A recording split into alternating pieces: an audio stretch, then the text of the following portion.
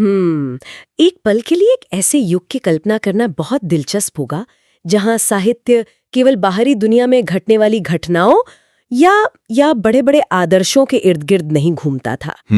मतलब जहां समाज सुधार के भारी भरकम उपदेश नहीं थे। बिल्कुल, एक ऐसा समय जब कहानियों ने उस बाहरी दुनिया के शोर शराबे से मुंह मोड़कर सीधे इंसान के मन के भीतर जो खामोश लेकिन बेहद उथल-पुथल भरे तूफान चलते हैं उनकी ओर देखना शुरू किया। और ये बात है 1960 के दशक की। हाँ, 1960 का दशक, जब एक ऐसी कहानी सामने आई जिसने उस वक्त के साहित्य जगत में एक तरह से एक बहुत बड़ी बहस छेड़ दी थी। एक ऐसी कहानी जहां एक स्वतंत्र और पढ़ी लिखी महिला अपने ही मन की उलझनों में दो प्रेमियों के बीच झूलती है। सही कहा।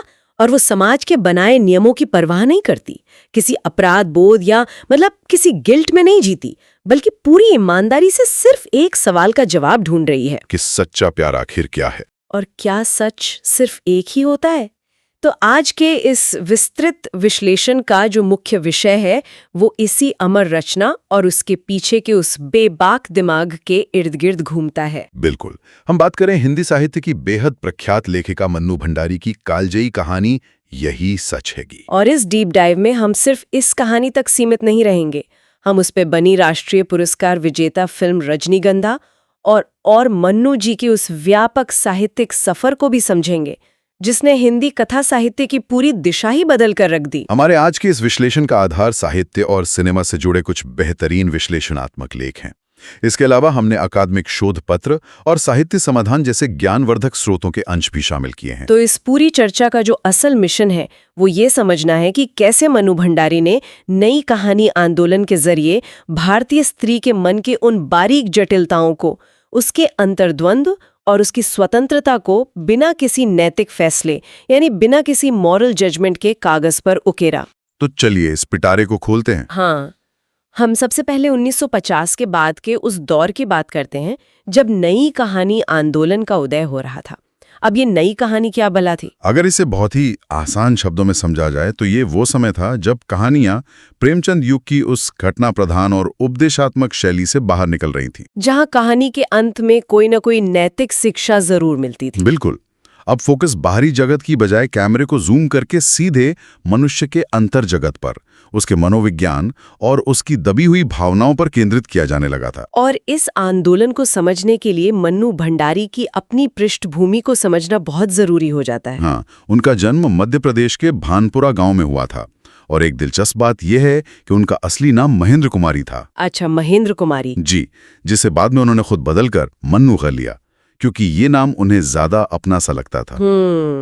उन्हें जो साहित्यिक संस्कार मिले वो उनके पिता सुख संपत राय से मिले, जो खुद अपने समय के एक जाने माने विद्वान और शब्दकोश निर्माता थे। तो एक तरह से कहा जाए तो शब्दों की समझ उन्हें विरासत में मिली थी, लेकिन उन्होंने जो रास्ता चुना वो अपने पिता की दौर से और उस समय के समाज से बहुत आगे का था। बिल्कुल। 20 वर्ष की उम्र में ही उनका पहला कहानी संग्रह मैं हार गई प्रकाशित हो चुका था। नई कहानी के उस दौर में उन्होंने स्त्री के मन की उन परतों को खोला, उन ग्रे एरियाज पर बात की जिन पर पहले कभी इतनी बेबाकी से बात करने की हिम्मत नहीं की गई थी। और उनके साहित्यिक प्रयोगों की जब हम बात करते हैं तो एक बहुत ही अनूठा प्रयोग सामने आता है। हाँ, यहाँ पर एक तथ्य ऐसा सामने आया जिसने मुझे वाकई बहुत चौंका दिया। 1962 में आया उनका एक उपन्यास है 1 इंच मुस्कान। ये कोई आम उपन्यास नहीं था। एकदम नहीं। इसे मन्नू भंडारी और उनके पति राजेंद्र यादव, जो खुद एक बहुत बड़े साहित्यकार थे, दोनों ने मिलकर लिखा था। और कमाल की बात यह है कि इस उपन्यास में नायिका के हिस्से मन्नू जी ने लिखे थे और नायक के हिस्से राजेंद्र जी ने। हिंदी साहित्य के इतिहास में अपने आप में ये एक बेहद अनूठा और साहसिक प्रयोग था। मतलब एक ही किताब में दो अलग अलग लोग दो अलग अलग जेंडर के मनोविज्ञान को जी रहे थे। इस प्रयोग का महत्व बहुत गहरा है। अगर इसे बड़े नजरिए से जोड़कर देखा जाए तो ये बताता है कि मन्नू जी और राजेंद्र यादव दोनों ही स्त्री पुरुष संबंधों को कितने यथार्थवादी और मनोवैज्ञानिक नजरिए से देख रहे थे। वे एक दूसरे के नजरिए को चुनौती दे रहे थे। हाँ, ये सिर्फ एक कहानी लिखने की बात नहीं थी, बल्कि ये स्त्री और पुरुष की सोच के टकराव को कागज पर उतारने की एक मनोवैज्ञानिक कोशिश थी। और यही मनोवैज्ञानिक गहराई, यही इंसानी मन को पढ़ने की कला, हमें उनकी कहानी यही सच है मैं अपने चरम पर दिखाई देती है, जो 1966 में एक संग्रह के रूप में प्रकाशित हुई थी और रातों रात चर्चा का विषय बन गई थी। तो आइए अब सीधे यही सच के पन्नों में चलते हैं। हमारी कहानी की नायिका है दीपा, जो कोई आम पारंपरिक या रोती धोती नायिका नहीं है जिसे किसी मसीहा का इंतजार हो। बिल्कुल नहीं। वो कानपुर में रिसर्च कर रही है, अपनी पीएचडी पूरी कर रही है। वो एक स्वतंत्र और आत्मनिर्भर लड़की है जो किराए के कमरे में अकेले रहती है। और उसके जीवन में 2 पुरुष हैं। पहला है संजय, जो कानपुर में ही है। संजय उसे प्यार तो करता है, लेकिन वो स्वभाव से थोड़ा लापरवाह किस्म का इंसान है। वो अक्सर मिलने में देर कर देता है, दीपा के नए कपड़ों या उसके सजने संवरने की कोई खास तारीफ नहीं करता। लेकिन उसकी एक बहुत खास आदत है, वो दीपा के लिए अक्सर रजनीगंधा के ढेर सारे फूल लेकर आता है, क्योंकि दीपा को रजनीगंधा बेहद पसंद है। ये संजय का किरदार उस स्थिरता का प्रतीक है जो अक्सर प्रेम में एक समय के बाद आ जाती है। लेकिन कहानी में दूसरा पुरुष भी है, निशीत। निशीत दीपा का अतीत है, उसका पहला प्यार। निशीत ने 18 वर्ष की उम्र में दीपा का दिल तोड़ा था, वो भी पटना में। और अब निशीत कलकत्ता में नौकरी करता है। दीपा जब भी निशीत के बारे में सोचती है तो शुरुआत में उसे लगता है कि 18 साल की उम्र का वो प्यार केवल एक भावुकता थी, एक बचपना था। और आज संजय के साथ उसका जो रिश्ता है वही उसका असली यथार्थ है, वही उसका सच है। लेकिन कहानी में असली भूचाल तब आता है जब दीपा को कलकत्ता से एक नौकरी के इंटरव्यू का बुलावा आता है। रिसर्च के अनुसार उस समय के हिसाब से वो मात्र 100-150 रुपए की नौकरी थी। हाँ, लेकिन दीपा के आत्मनिर्भर होने के लिए, खुद की पहचान बनाने के लिए ये बहुत अहम थी। दीपा अकेले कलकत्ता जाती है और वहां अपनी एक सहेली इरा के पास ठहरती है। एक शाम जब वो इरा के साथ कॉफी हाउस जाती है तो अचानक उसकी मुलाकात निशीत से हो जाती है। पूरे 3 साल बाद। और यहाँ निशीत का बर्ताव बिल्कुल बदला हुआ है। वो दीपा की नौकरी लगवाने के लिए जी जान लगा देता है, अपने दफ्तर से छुट्टी लेकर उसके साथ घूमता है, बड़े अधिकारियों से उसकी सिफारिश करता है। और यहीं पर कहानी का डायरी शिल्प, यानी जो डायरी फॉर्मेट है, वो अपना असली जादू दिखाता है। बिल्कुल। कहानी 10 भागों में बटी है। 6 भाग कानपुर के हैं और 4 भाग कलकत्ता के। अब सवाल ये उठता है कि डायरी शिल्प ही क्यों? क्योंकि डायरी इंसान का सबसे निजी कोना होती है। सही कहा। ये पाठक को दीपा के दिमाग के अंदर सीधे झांकने का मौका देती है। हम सिर्फ बाहर से दीपा को नहीं देख रहे हैं, हम उसके मन के पेंडुलम की तरह डोलने को महसूस कर रहे हैं। कलकत्ता पहुंचते ही वो निशीत की शांत तटस्थता से परेशान भी होती है और उसकी तरफ एक बहुत ही अनजाना और मजबूत खिंचाव भी महसूस करती है। जब निशीत कलकत्ता के लेक पर उसके साथ खामोश बैठा होता है तो दीपा अंदर ही अंदर तड़पती है कि निशीत बस एक बार कह दे कि वो आज भी उससे प्यार करता है। और फिर वो पलाता है जब दीपा वापस कानपुर लौट रही होती है। वो हावड़ा स्टेशन पर ट्रेन में बैठी है, ट्रेन चलने वाली है। और तब निशीत धीरे से उसके हाथ पर अपना हाथ रख देता है। उस एक स्पर्श से दीपा का रोम रोम सिहर उठता है। उसे लगता है कि निशीत ने बिना एक भी शब्द कहे अपने प्यार का इजहार कर दिया है। उस वक्त ट्रेन में सफर करते हुए दीपा पूरी तरह से आश्वस्त हो जाती है कि उसका और निशीत का पहला प्यार ही असली प्यार है। वो अपनी डायरी में मन ही मन संजय से कहती है कि संजय, तुम मेरे लिए सिर्फ एक सहारा थे, तुम मेरी जिंदगी के अकेलेपन का पूरक थे, मैं तुम्हें गलती से अपना प्रियतम समझ बैठी। उस वक्त कलकत्ता का वो एहसास, वो निशीत का स्पर्श ही उसे लगता है कि यही सच है। ये एक बहुत ही इंसानी फितरत है ना, जो चीज हमसे दूर होती है या जो अतीत का हिस्सा होती है वो अचानक से ज्यादा आकर्षक लगने लगती है। बिल्कुल। लेकिन कहानी यहीं खत्म नहीं होती। इससे एक बहुत ही अहम सवाल खड़ा होता है कि इंसान के मन का सच पल भर में कैसे बदल सकता है। दीपा कानपुर वापस आती है। वो निशीत को एक बहुत ही जज्बाती पत्र लिखती है और कई दिनों तक बड़ी बेचैनी से उसके जवाब का इंतजार करती है। कुछ दिनों बाद निशीत का जवाब आता है, लेकिन वो एक बेहद ठंडा और औपचारिक सा पत्र होता है। उस पत्र में सिर्फ नौकरी लगने की बधाई दी गई होती है और अंत में लिखा होता है, शेष फिर। रुको, बस इतना ही? हाँ, शेष फिर? 3 साल बाद वो कलकत्ता में इतना करीब आए, उसने नौकरी के लिए इतनी मदद की, स्टेशन पे हाथ छुआ और खत में सिर्फ ये 2 शब्द। दीपा को तो बहुत बड़ा झटका लगा होगा। बिल्कुल, दीपा की नजरें इसी शेष फिर पर अटक जाती हैं। वो भ्रम का शीशा टूट जाता है, उसका मन फिर से कड़वाहट, गुस्से और असमंजस से भर जाता है। उसे लगता है कि कलकत्ता में जो उसने महसूस किया वो केवल उसका अपना भ्रम था, उसकी अपनी भावुकता थी। उसका कमरा सूना है, मेज पर रखा फूलदान खाली है। और ठीक उसी वक्त दरवाजे पर दस्तक होती है। उसे संजय की जानी पहचानी आवाज सुनाई देती है। वो पीछे मुड़कर देखती है तो संजय हमेशा की तरह हाथों में रजनीगंधा के ढेर सारे फूल लिए मुस्कुराता हुआ खड़ा है। दीपा दौड़कर संजय के गले लग जाती है और तब उसे लगता है कि निशीथ सिर्फ एक मिथ्या था, एक धोखा था। और संजय की बाहों का ये सुख, ये स्थिरता, ये वर्तमान ही उसका अंतिम सत्य है। उसे लगता है कि यही सच है। और यहाँ पर इस चर्चा का सबसे चौंकाने वाला तथ्य सामने आता है। ये कहानी किसी कोरी कल्पना से नहीं उपजी थी। इसके पीछे एक असल जिंदगी की घटना थी। शादी के करीब 1 साल बाद 1960 में मन्नू जी के पति राजेंद्र यादव दिल्ली से कलकत्ता गए थे। वहां वो अपनी किसी पूर्व प्रेमिका से मिलकर लौटे थे। लौटने के बाद उन्होंने अपनी पत्नी मन्नू जी से बहुत ही ईमानदारी से कहा था, पता नहीं ऐसा क्यों होता है मन्नू, पर जब वहां हूं तो लगता है वही मेरा सच है, और जब यहां तुम्हारे पास आता हूं तो लगता है सच तो ये है। बस इसी एक वाक्य ने मन्नू जी के दिमाग में इस कहानी का बीज बो दिया। ये वाक्य स्पष्ट करता है कि मानव मनोविज्ञान कितना जटिल है। मन्नू जी ने उस पुरुष के अनुभव को, उस दुहाहे को एक स्त्री के नजरिए से लिखा। और यही इस कहानी की सबसे बड़ी जीत है। उन्होंने दीपा के चरित्र को इतनी ईमानदारी से गढ़ा, उसकी दुविधा को इतनी सच्चाई से पेश किया कि वो आज के दौर में भी बहुत आधुनिक लगती है। और इसी आधुनिकता और मनोवैज्ञानिक गहराई ने सिनेमा को भी अपनी तरफ खींचा। हाँ, 1974 में मशहूर फिल्मकार बासु चैटर्जी ने इस कहानी पर एक फिल्म बनाई जिसका नाम था रजनीगंधा। अब जरा उस दौर के सिनेमा को याद करने की कोशिश करते हैं। 1970s का दशक सिनेमा में कैसा था? ये वो दौर था जब पर्दे पर अमिताभ बच्चन जैसे एंग्री यंग मैन का कब्जा था।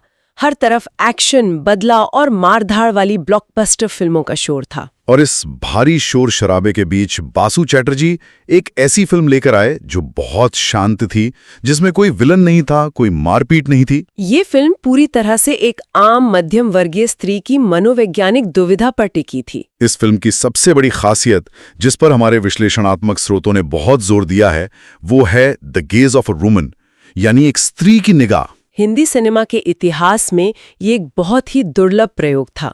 फिल्म में विद्या सिन्हा ने दीपा का किरदार निभाया, अमोल पालेकर अपने उस मशहूर आम आदमी वाले अंदाज में संजय बने, और दिनेश ठाकुर ने निशित की भूमिका निभाई।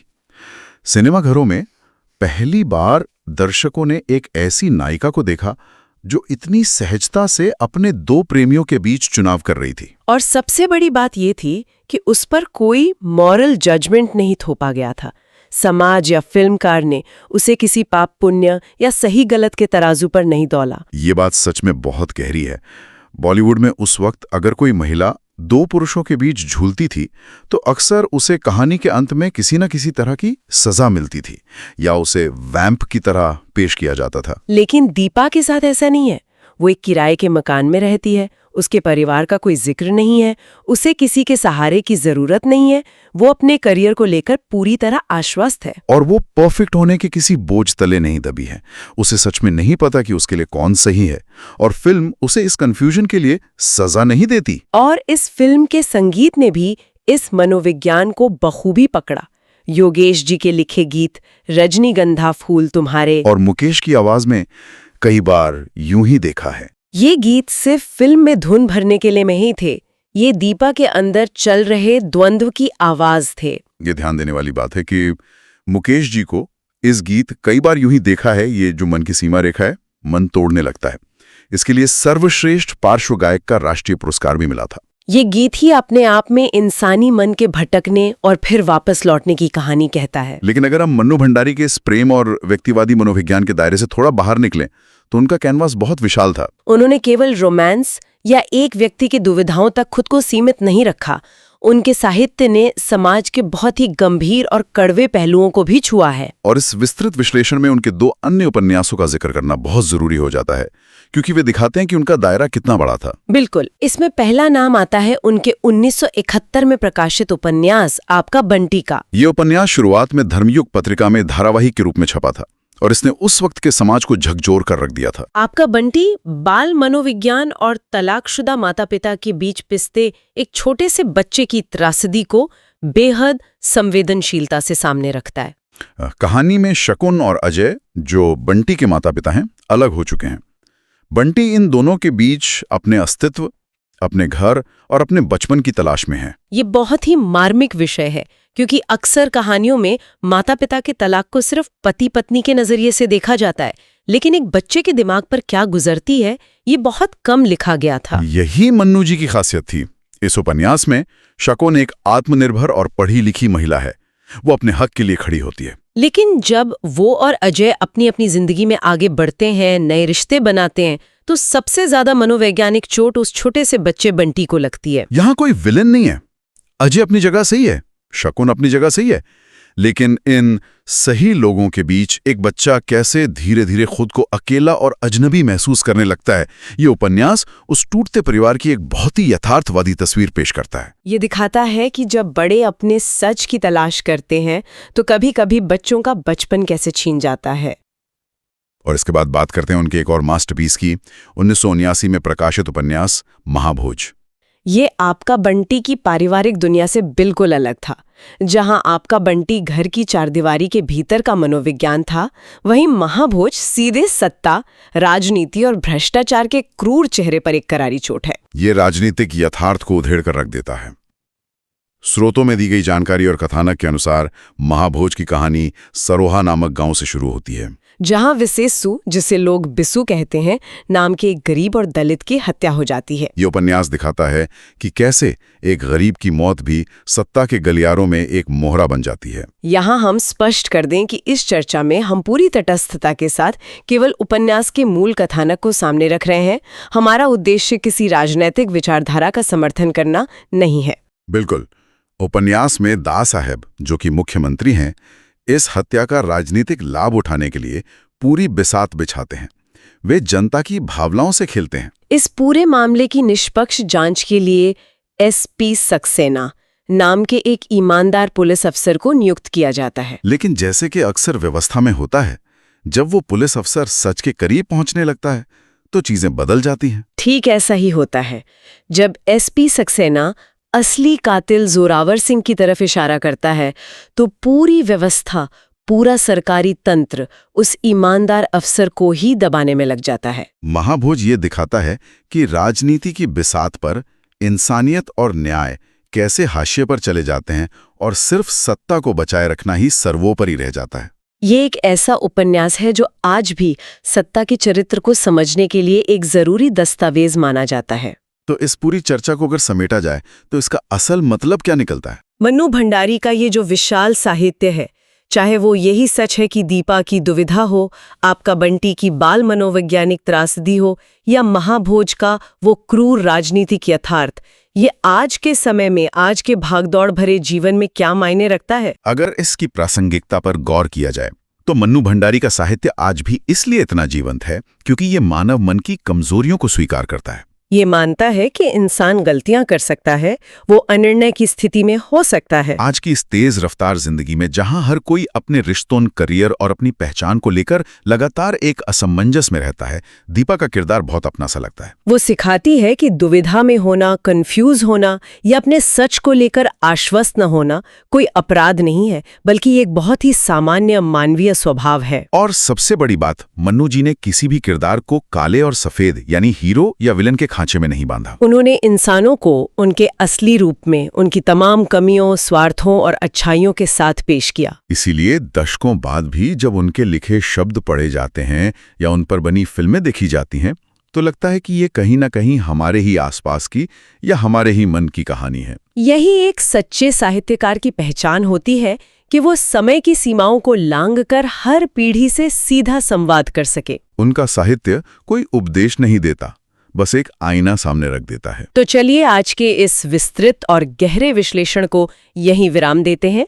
लेकिन इस चर्चा को खत्म करने से पहले एक ऐसा विचार उभर कर सामने आता है जो मौजूदा वक्त से सीधा टकराता है। दीपा का वो दौर 1960 और 70 के दशक का था। वो एक ऐसा समय था जब संपर्कों के साधन बेहद सीमित थे, खतों के जवाब का महीनों इंतजार होता था और जीवन में विकल्प कम थे।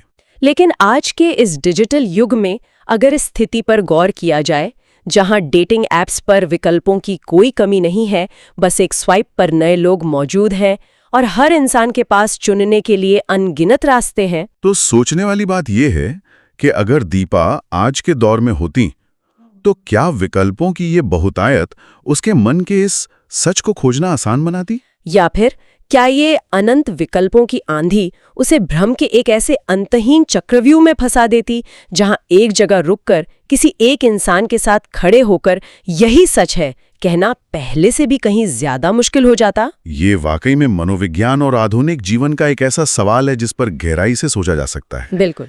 और इसी सवाल के साथ हम आज की ये चर्चा यहीं समाप्त करते हैं।